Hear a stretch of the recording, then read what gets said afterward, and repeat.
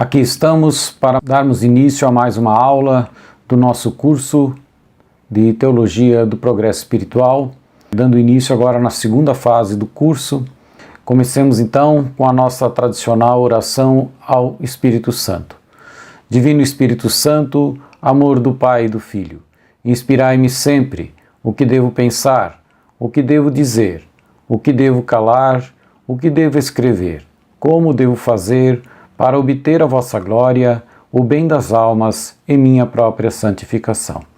Glória ao Pai, e ao Filho e ao Espírito Santo, como era no princípio, agora e sempre. Amém. Hoje iniciamos, como falei, a segunda fase do nosso curso de Teologia do Progresso Espiritual. E nesta segunda parte do curso, percorreremos a ascensão gradual que uma alma faz para chegar à santidade. Desde aquele momento inicial em que se decidiu por Deus, teve a decisão de se converter e de progredir, até o cume da perfeição, até o ápice possível nesta terra, como falamos já quando tratamos da santidade. É um caminho muito longo e trabalhoso, mas o trabalho e a dificuldade não nos assustam, porque também nesse percurso acabamos por desfrutar de doces consolos de Deus. Deus nos preenche muitas vezes com consolos, vai nos fortalecendo, e esse próprio gozo espiritual nos dá novas forças para continuar. É justamente a nossa resposta às graças que recebemos de Deus. Então, quando falamos de três fases da vida espiritual, não se tratam de três caminhos distintos ou três caminhos paralelos, mas simplesmente fases, como o próprio nome diz, ou graus distintos, ou seja, apenas é um mesmo caminhar que todavia recebe nomes diferentes em cada uma das suas fases, porque apresenta características diferentes. A pessoa, a alma que progride, apresenta características diferentes. E essa distinção já é de longa data, vem desde Santo Agostinho, mas Santo Tomás aperfeiçoou e ele reduz então a três fases, que são a dos iniciantes ou principiantes, a das almas em progressos ou avançadas, como alguns vão dizer, ou proficientes, como outros vão dizer, e, por fim, a das almas que alcançam já a santidade, que chama-se via unitiva, que é a santidade espiritual, mas mesmo na via unitiva há também muito progresso. Então, essas três fases é a divisão mais comum, mas outros autores vão estabelecer outras fases. Então, por exemplo, temos Santa Teresa, que no livro dela, Castelo Interior ou Sete Moradas, fala de 7 fases, né? Todavia, essas 7 se enquadram dentro das 3 que iremos abordar. A primeira e a segunda estão dentro da via inicial dos iniciantes, a terceira e pelo menos parte da quarta estão dentro da segunda fase, e todas as da quinta, sexta e sétima fazem parte da última etapa, a via unitiva. Essa distinção dessas 3 vias é algo fático. Na verdade, a experiência mostra que a alma que progride na santidade vai tendo disposições exteriores diferentes, visões diferentes da fé, maneiras diferentes de praticar a virtude, e tudo isso é uma constatação fática, né? No entanto, os autores espirituais então vão procurar fundamentar essas diferentes fases, essas diferentes características dentro, primeiro, da Bíblia, e dentro de tudo que existe, das várias passagens que existem, as que mais denotam essa característica de 3 fases são as contidas nas cartas de São Paulo, embora existam outras. Então, a primeira fase dos iniciantes é marcada pela passagem de São Paulo aos Coríntios, que vai dizer: assim eu corro, mas não sem rumo certo, dou golpes, mas não no ar. Ao contrário, castigo o meu corpo e o mantenho em servidão, de medo de vir eu mesmo a ser excluído depois de ter pregado aos outros. Nessa passagem, primeiro, estão descritos o quê? O exercício da penitência e mortificação, né? Porque ele fala: castigo o meu corpo e o mantenho em servidão. Depois é também movida por um temor saudável, um temor reverencial, de medo de eu mesmo vir a ser excluído depois de ter pregado aos outros. E por fim, para subjugar, né, a carne e purificar a alma. Isso corresponde ao que se chama via purgativa, que ela vai tratar principalmente nessa luta contra o pecado que o recém-convertido, o iniciante, enfrenta às vezes com bastante dureza. Depois, uma segunda fase, encontramos em São Paulo, na carta aos Filipenses, consciente de não ter ainda conquistado a meta, né, da santidade, só procuro isto, prescindindo do passado e atirando-me ao que resta para frente, persigo o alvo, rumo ao prêmio celeste, ao qual Deus nos chama em Jesus Cristo. E também continua logo a seguir, ele vai dizer: contudo, seja qual for o grau a que chegamos, o que importa é prosseguir decididamente. Irmãos, sede meus imitadores, olhai atentamente para os que vivem segundo o exemplo que nós vos damos. Nessas duas passagens estão presentes características da via iluminativa, né, da segunda fase do progresso espiritual. Ou seja, a pessoa ela vai se abandonando em Deus, se desapegando do mundo, das criaturas, do pecado, perseguindo o alvo, ou seja, passa a ter os olhos fixos em Jesus, a vida começa a ser centralizada em Jesus.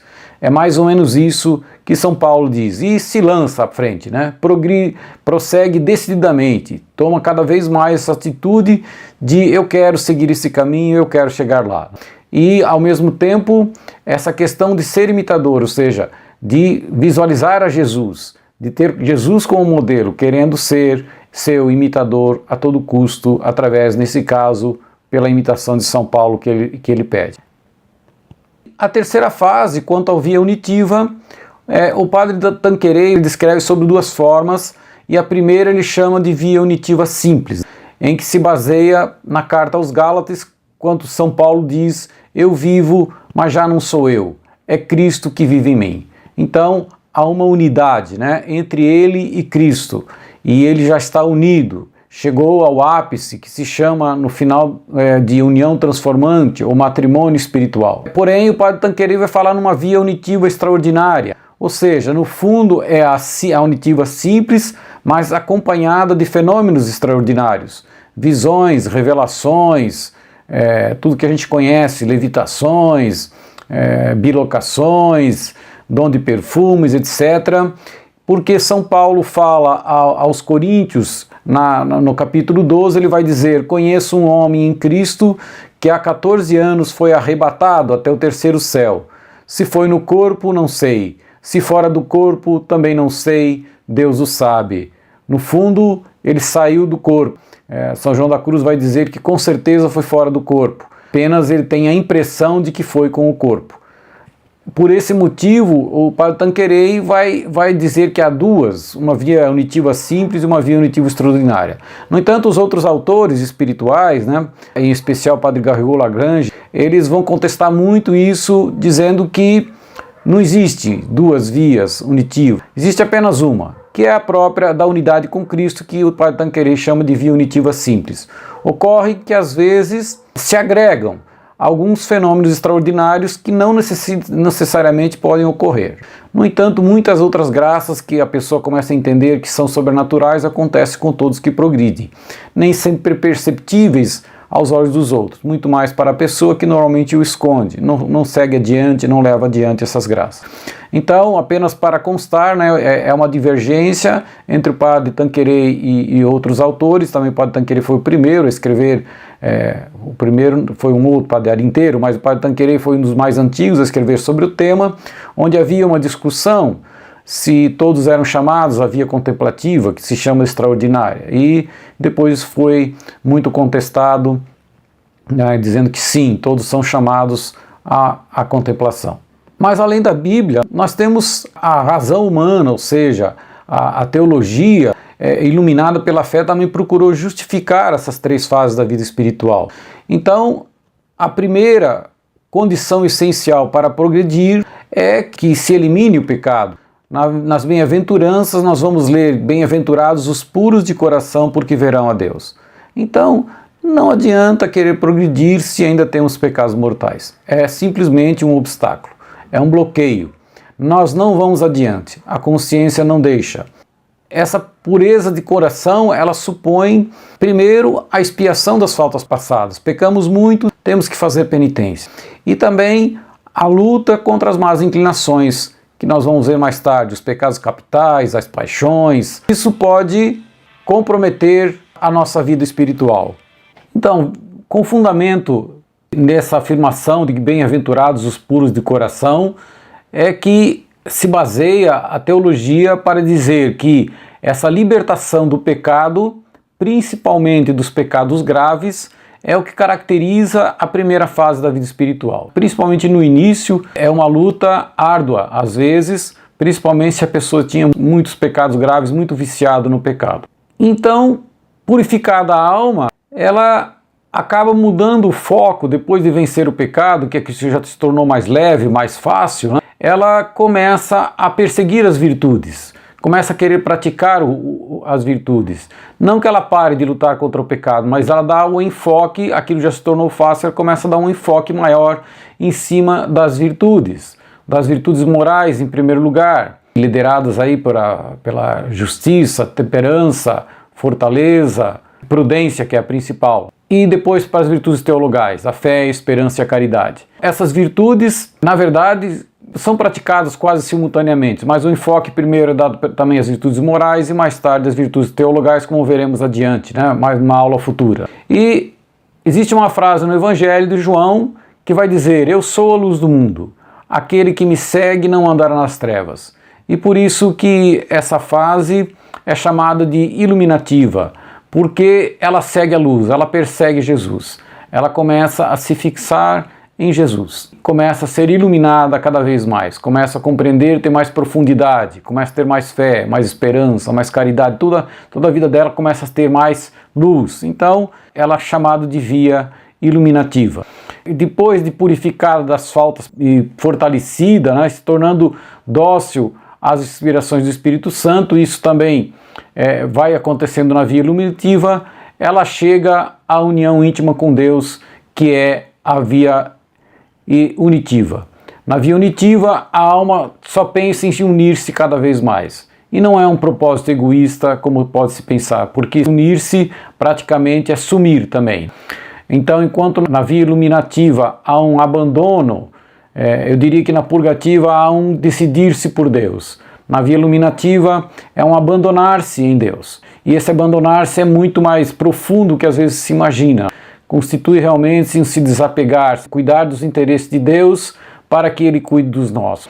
Desvencilhar-se o máximo possível das coisas do mundo, até das próprias preocupações, dos próprios problemas, dos apegos, das paixões, das más inclinações, de tudo. Confiando que tudo concorre para o bem dos que amam a Deus. Desapegar-se até do sofrimento, não focar-se mais em si, foca-se em Jesus. É um abandono total e isso vai acontecendo na via iluminativa. E depois, na via unitiva, é um crucificar-se por Jesus. A pessoa já entregou-se e agora quer partilhar da cruz do Senhor. Mas isso veremos tudo com mais detalhes adiante. Além disso, essa distinção dessas três vias não é algo matemático. A pessoa passa assim quase imperceptivelmente de uma fase para outra. Então não há linhas divisórias determinadas. Além disso, esse progresso não é sempre constante, né? Ele tem alternâncias, tem avanços, às vezes tem retrocessos, às vezes as pessoas se desanimam um pouco, depois volta. Então ele não é algo constante. E também, às vezes, mesmo a pessoa se esforçando, ela tem a impressão de que não está se desenvolvendo. Ou seja, ela não percebe o progresso que está acontecendo e que às vezes para ela é oculto. Não devemos também acreditar que existam moldes rígidos. Então, para alguns, às vezes acontecem graças que estão num grau mais avançado de santidade, acontecem antes. Então as coisas vão se misturando e cada pessoa é uma pessoa diferente, tem características diferentes, tem inclinações diferentes. Nem sempre dá para enquadrar, não dá para enquadrar as pessoas em moldes rígidos. Esse tempo atrás, meu diretor espiritual, sem citar a pessoa, dizia que tem uma pessoa que estava tendo graças que pertenciam já, digamos, a via unitiva, mas ela era quase uma iniciante. A própria Santa Teresa vai citar que às vezes na conversão Deus dá graças que se aproximam da contemplação, ou até a graça da contemplação inicialmente, embora logo depois ela perca isso. Então é difícil às vezes para o diretor espiritual discernir isso exatamente em que fase que estamos. Além disso, esse progresso ele é muito diferenciado entre as pessoas, né? Então os que tiveram uma vida muito pecaminosa antes da conversão têm mais necessidade de fazer penitência, ficam mais tempo na via purgativa.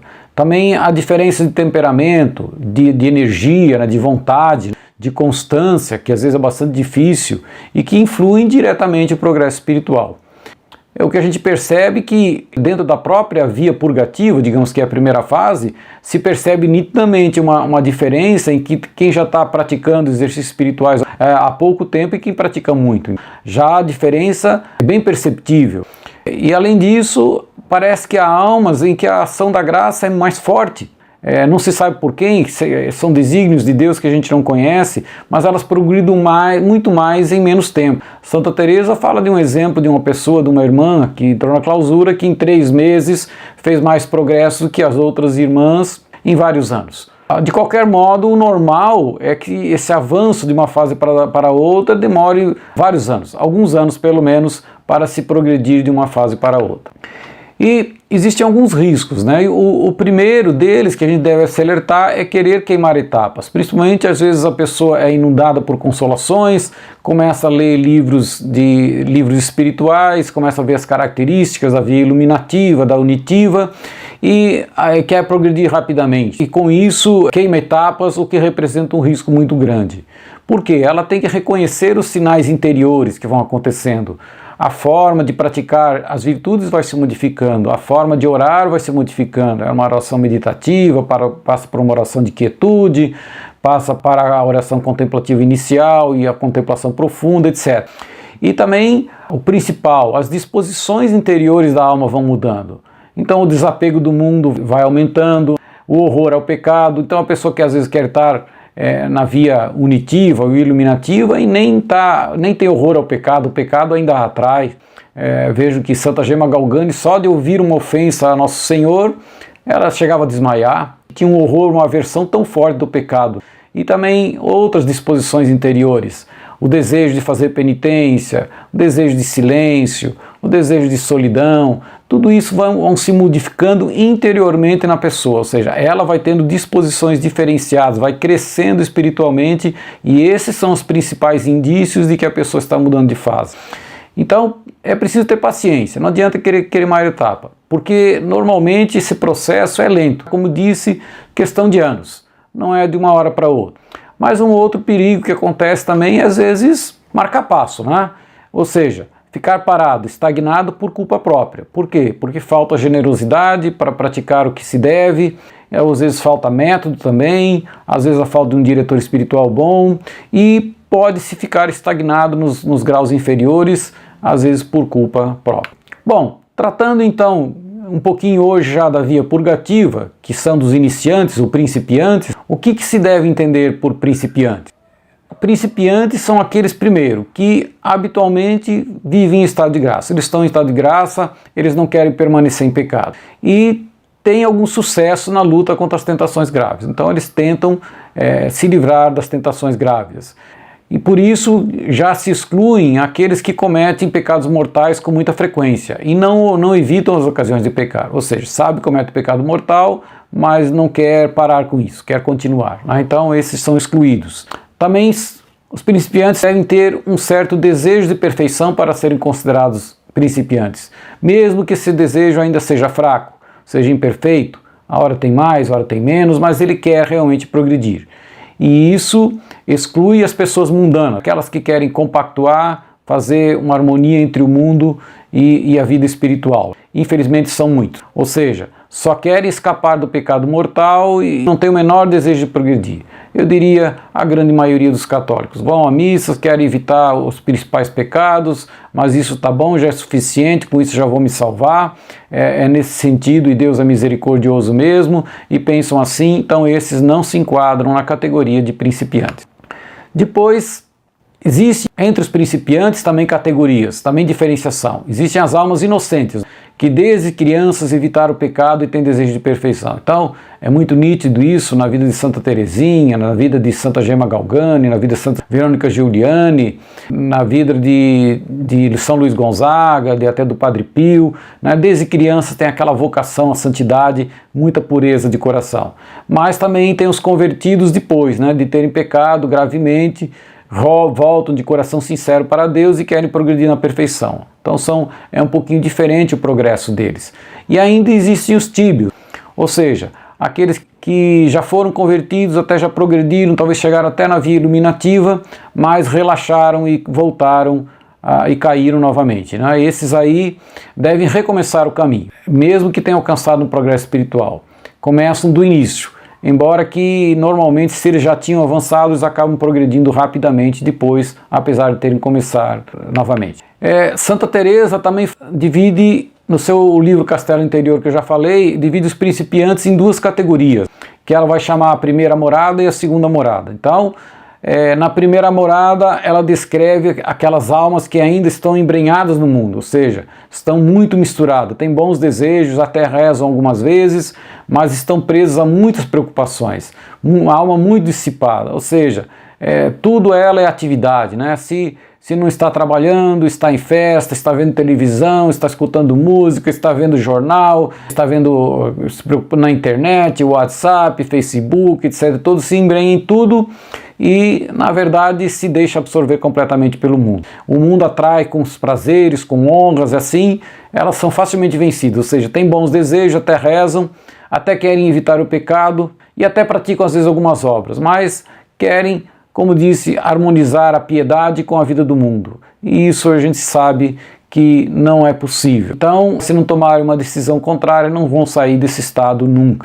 E também essas pessoas não compreendem a necessidade de oração frequente, de ter bastante oração, muito menos de penitência e mortificação. Às vezes não sabem nem o que é. E já na segunda morada, Santa Teresa vai falar, dentro da mesma via purgativa, existem graus. Ela já se entrega uma oração, já entende melhor a necessidade de sacrifício para que se precise progredir, de mortificação. Mas às vezes não tem, por falta de coragem, por temor dos que os outros vão dizer, vergonhas, enfim, inseguranças, né? Voltam às vezes para a primeira morada e expõem-se novamente a ocasiões de pecado, né? Ainda amam os prazeres do mundo, são seduzidas pelos prazeres do mundo e às vezes caem, como eu disse, em faltas graves, né? Mas normalmente, já quando estão aí, elas normalmente se recuperam rapidamente, né? Confessam, se ouve a voz de Deus, que as chama ao arrependimento e já percebe que fora de Deus não podem encontrar paz, não podem encontrar segurança, que a vida delas deve estar com Deus. Então já é um grau um pouco mais avançado. Como já dissemos, a finalidade da vida espiritual é a perfeição e essa perfeição é a união com Deus por meio da caridade. Só que, na verdade, Deus é a própria santidade e só nos unimos a Ele quando temos pureza de coração. Essa pureza de coração supõe, né, a expiação das faltas passadas, o desapego do pecado e das ocasiões que podem nos levar ao pecado. Veja que na via purgativa, o que as pessoas às vezes não entendem, que deixar o pecado por amor a Deus é um ato de caridade, porque todo ato por amor a Deus em estado de graça é um ato de caridade. Então, largar o pecado, por amor a Deus, você está praticando um ato de caridade e é o mais essencial deles e o primeiro que se deve fazer. Essa purificação da alma é a primeira tarefa que devem empreender os principiantes, ou seja, combater os pecados mortais. E quanto mais pura e mais apegada estiver a alma, mais intimamente ela se une a Deus, né? Ela vai caminhar realmente para uma unidade muito maior. Como já dissemos, na verdade, nós passamos, à medida que progredimos de um plano natural e humano para um plano sobrenatural. Devemos deixar o plano humano para vivermos no plano natural, guiados pelo Espírito Santo, guiados pela graça de Deus.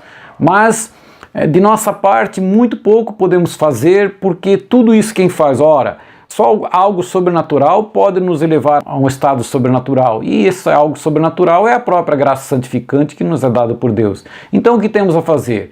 É muito mais tirar os obstáculos da nossa frente. E quais são os obstáculos? são justamente os pecados. Pecados mortais, pecados veniais, os nossos apegos do mundo, nossas más inclinações, etc., são os principais empecilhos para progredir. Então essa é a primeira fase, né, da via purgativa. E para tirar os obstáculos, nós já falamos dos meios de santificação na primeira fase, mas existem dois que são os fundamentais, né, que é a oração e a mortificação. A oração para que obtenhamos a graça, para que peçamos a graça de Deus. E a mortificação, que é corresponder a essa graça recebida para nos purificar, para nos libertar das coisas do mundo, para nos desapegar, para combater as nossas más inclinações, combater os pecados. Só que a mortificação, em razão do objeto dela, recebe nomes diferentes, de acordo com o ponto de vista que a gente considera. Então, a mortificação pode se chamar penitência, quando a gente expia as faltas passadas, quando pecamos e queremos fazer uma reparação, uma satisfação das faltas passadas. Também pode se chamar mortificação propriamente dita, quando combate o amor do prazer, para reduzir os pecados veniais, ou seja, a mortificação é muito mais para evitar os pecados futuros, não para reparar os pecados passados. Mas também essa mortificação pode se chamar luta contra os pecados capitais. Os pecados capitais, que serão vistos daqui a algumas aulas, o orgulho, inveja, avareza, preguiça, luxúria, etc., que veremos nas próximas aulas. Então, quando combatemos os pecados capitais, também estamos praticando a mortificação. E por fim, a mortificação também pode ser chamada de luta contra as tentações, quando ela enfrenta os ataques dos inimigos espirituais, o mundo e o demônio nesse caso, porque a carne já está combatida lá pelas outras mortificações. Então, dentro desse contexto, o nosso programa de estudo dentro da via purgativa vai ter 5 tópicos, né? Primeiro, vamos tratar da oração dos principiantes. Como eu já falei há algumas aulas atrás, a oração é assunto recorrente. Depois falaremos sobre a penitência para expiar os pecados passados. No terceiro tópico, vamos falar da mortificação para perseverarmos no futuro, sem pecar. E esse assunto vai ser maior. Depois, a luta contra os pecados capitais, que está dentro do contexto das mortificação. E, por fim, a luta contra as tentações. E, veja bem, tudo trata muito de mortificação e de penitência, então todo esse tópico, mas tudo isso aí não significa que você já não pratique as virtudes, fé, esperança, caridade, as virtudes morais. No fundo, a partir do momento que eu falei que você deixa o pecado, está praticando a caridade. No fundo, quando eu combato o orgulho, que é um pecado capital, eu estou praticando a humildade. E assim estamos praticando, apenas que, para fins didáticos, a gente vai estudar essas virtudes morais e teologais lá na via iluminativa, na segunda fase do progresso espiritual. Convido você a esse desafio de progredir espiritualmente, de lançar-se em Deus, de abandonar-se em Deus, para que Deus, através da sua graça, nos eleve para um dia que estejamos unidos a Deus. Agradeço a atenção de todos, muito obrigado, salve Maria, nossa mãe, amém.